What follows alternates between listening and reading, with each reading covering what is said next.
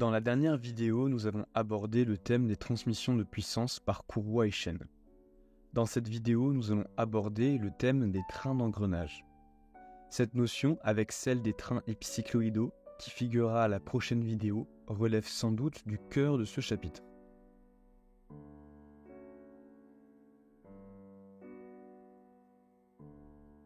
Dans la plupart des cas, les trains d'engrenage sont utilisés car les rapports de réduction de chaque étage se multiplient. Ainsi, on peut avoir des grands rapports de réduction avec un encombrement plus faible que dans le cas où l'on a uniquement un étage de réduction. Avant d'expliquer comment on établit des lois entrée-sortie, il faut clarifier deux notions. Celle de contact extérieur-intérieur et celle d'axe fixe. On a un contact extérieur lorsque le contact entre les deux solides se font à l'extérieur d'eux-mêmes. A l'inverse, il existe des contacts intérieurs qui, eux, se font à l'intérieur d'un des deux solides. On retrouve ce genre de contact dans les engrenages à couronne. Pour chaque étage de réduction avec un contact extérieur, la vitesse de rotation de sortie et d'entrée sont de signes opposés, car lorsqu'on a un contact extérieur, le sens de rotation va s'inverser. Cela se traduit par la multiplication par un facteur -1 à chaque contact extérieur dans le calcul de notre rapport de réduction. Dans le cas de contact intérieur, le sens de rotation de l'entrée et de la sortie est identique. La vitesse de rotation de sortie et d'entrée seront donc de même signe. Ainsi, on ne multiplie pas par -1 pour un contact intérieur.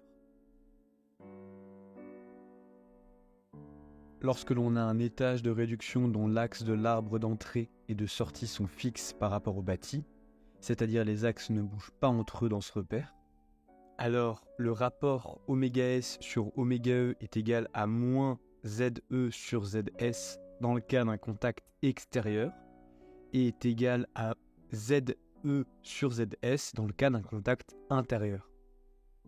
Ce résultat est ici admis, mais est largement démontré dans les chapitres de cinématique. Je l'ai mentionné précédemment, mais cela est uniquement valable si les axes des arbres avec lesquels nous calculons notre loi entrée-sortie sont fixes par rapport au bâti ou par rapport à un même repère.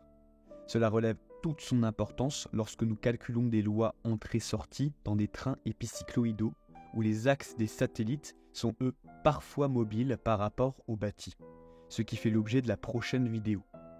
Si on prend par exemple 2 étages de réduction, comme c'est le cas sur notre maquette, on cherche à établir la loi entrée-sortie, c'est-à-dire le rapport ω3 sur ω1. Ici, il nous suffit de multiplier en haut et en bas par ω2 par rapport à 0, et on arrive à trouver une fraction faisant intervenir nos relations avec nos 2 étages de réduction.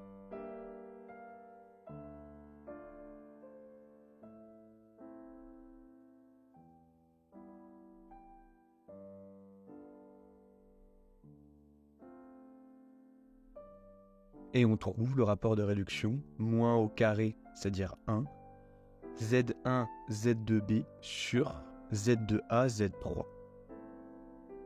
On peut donc, par cette méthode, en décomposant à chaque fois la fraction ωs sur ωe, trouver notre loi entrée-sortie. Mais en réalité, il existe une formule qui nous permet de calculer plus rapidement et plus simplement les rapports de réduction dans le cas de trains simples, c'est-à-dire dans le cas où tous les axes sont fixes les uns par rapport aux autres. Notre formule est la formule suivante, ωs sur ωe est égal à moins puissance n, n étant le nombre de contacts extérieurs, nombre de dents menantes sur menées. Pour que vous compreniez ce qu'on entend par une roue menante et une roue menée, lorsque l'on suit la chaîne de transmission de puissance, à chaque fois qu'une roue va recevoir de la puissance mécanique, elle sera menée, et chaque fois qu'une roue transmettra la puissance mécanique, elle sera considérée comme menante. Faisons un exemple pour illustrer l'utilisation de cette loi. On souhaite déterminer notre rapport de réduction. Nous plaçons ici l'entrée sur la pièce numéro 1 et notre sortie sur la pièce numéro 3. Ici, si l'on parcourt la chaîne de transmission de puissance, la roue dentée au nombre de dents Z1 transmettra de la puissance à la roue dentée au nombre de dents Z2A. La roue dentée au nombre de dents Z2B, elle, transmettra de la puissance à la roue dentée au nombre de dents Z3. Ainsi, la norme de notre rapport de réduction sera donc Z1 sur Z2A multiplié par Z2B sur Z3.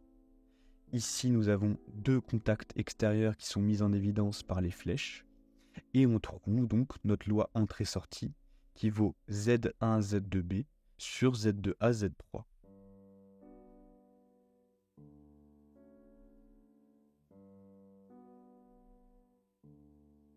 Une pratique courante consiste à ajouter une roue dentée et donc un contact extérieur pour inverser le sens de rotation sans changer la norme de notre rapport de réduction. Si on ajoute une roue dentée à notre modèle, alors on dénombrera un contact extérieur en plus, mais la roue qu'on a ajoutée sera à la fois menante et à la fois menée. Elle sera menée car elle recevra la puissance mécanique de la roue, et elle sera menante car elle transmettra la puissance à la roue d'après. Si on calcule notre rapport de réduction, alors la norme sera inchangée, alors que le sens de rotation, lui, sera inversé. On aura donc la multiplication par un facteur -1, car nous avons un contact extérieur en plus.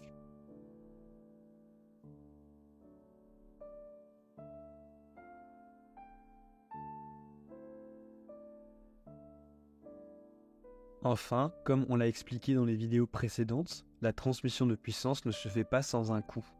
Il y a une taxe qui est définie par notre rendement, qui correspond à la norme de la puissance de sortie sur la puissance d'entrée.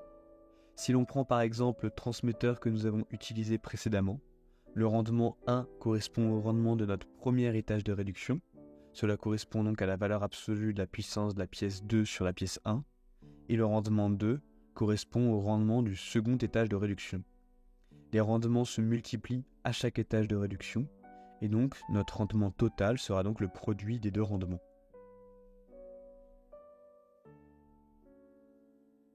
Traitons le cas d'un exemple de train d'engrenage pour mettre en œuvre tout ce qu'on vient d'apprendre. Commençons par dénombrer nos contacts extérieurs. Ils sont ici au nombre de 3 et sont mis en évidence par les flèches rouges. Attention, nous avons un dernier contact qui, cette fois-ci, n'est pas extérieur mais intérieur et est mis en évidence par la flèche verte. On commence donc par établir notre rapport de réduction, qui est donc le rapport de la vitesse de rotation de sortie sur la vitesse de rotation d'entrée. Ici, notre vitesse de rotation de sortie est la vitesse de rotation de la pièce 5 par rapport à 0, et la vitesse de rotation d'entrée est la vitesse de rotation de la pièce 1 par rapport à 0. Ici donc, on applique notre formule, et si l'on suit la transmission de puissance, Z1 entraîne Z2A, Z2B entraîne Z4, Z4 entraîne Z3A, et Z3B entraîne Z5. Si on suit la règle des menants-menés, on arrive à établir, avec une simplification au niveau du nombre de dents Z4, la norme de notre rapport de réduction sera donc Z1, Z2B, Z3B sur Z2A, Z3A, Z5.